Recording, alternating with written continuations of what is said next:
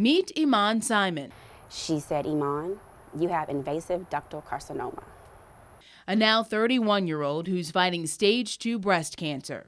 So we walked out of the room, and that's when I kind of like bawled. I was like, this is real. For the past 10 weeks, she's undergone chemotherapy with another 8-week regimen to follow. After that, surgery to remove the tumor that's in her left breast. Because the cancer is aggressive, Iman is opting to have her breast removed. 3 to 6 months later, she'll have the right breast removed as well and have reconstruction. Iman says it's her choice to have a double mastectomy because with cancer in one breast, there's an increased risk of it developing in the other.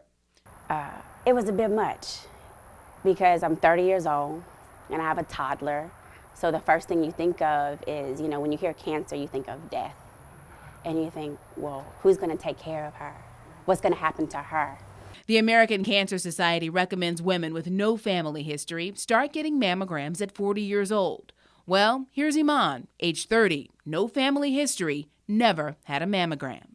I have never gotten a mammogram before this. It was actually Memorial Day, and when I discovered the lump myself, I was actually having a lot of pain. And I thought it might have been because I started working out and weight training, so I thought it might have been because of that. But the pain started to intensify, and then one day I laid down and I turned aside and I saw this lump in my breast. I saw it, and so I called the doctor and I asked him, could I schedule an appointment? I called the office to schedule an appointment, and they said that I could come in. The doctor said, oh, it may be anything, but I want you to get an ultrasound and then a mammogram. Because years ago I was diagnosed with fibrocystic breast, just lumpy breast. So I thought that because I started increasing my caffeine intake due to working out, I thought it might have just been some aggravation to that. And so I didn't think anything of it, but it was hurting, which is why I decided to ask the doctor, hey, can you just make sure that's what it is? And we can go from there because it's hurting too much to not do anything. And making sure has proven to be one of the most courageous things Iman has ever done. And she wants her story to be a lesson for others. I want to encourage young women to start doing self-exams.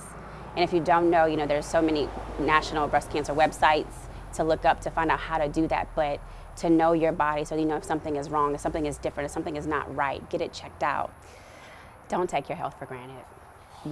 In order for us to do what we do, in order for us to take care of the ones that we love, we have to take care of us first. And it's not selfish, because sometimes that's the thought that we have. If we're doing something for ourselves, then we're selfish.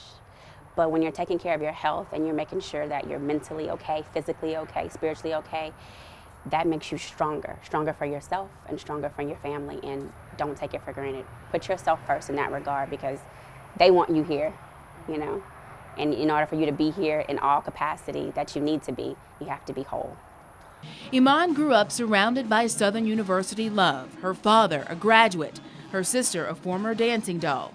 And so when the Human Jukebox asked if they could share her story, did not have to hesitate to even say, yes, I would gladly share my story, because one, I definitely wanted to bring awareness to young women and women, period, because it's so important. And then to also have the benefit of Human Jukebox.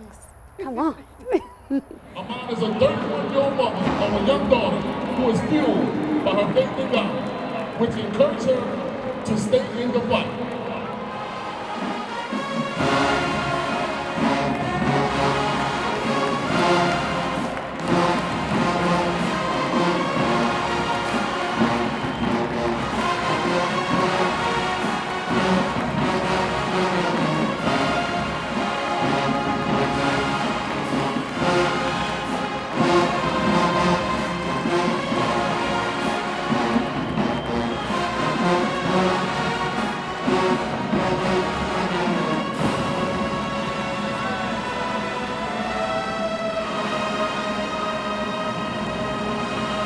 Once again, New Orleans, put your hands together for Miss Iman Simon. She says although her appearance has changed, her energy level depleted, and as she tells her 2-year-old daughter, Mommy is sick, Iman doesn't want a pity party, so don't feel sorry for her.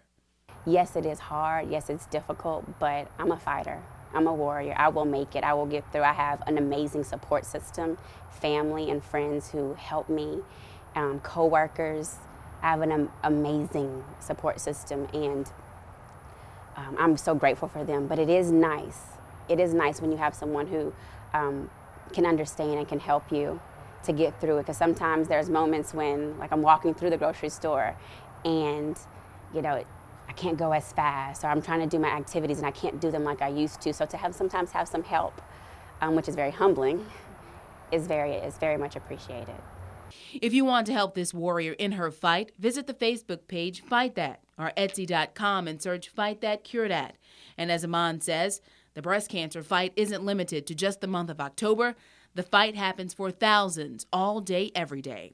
For the Southern University Human Jukebox Marching Band, I'm Marcelle Fontenot-Ashley.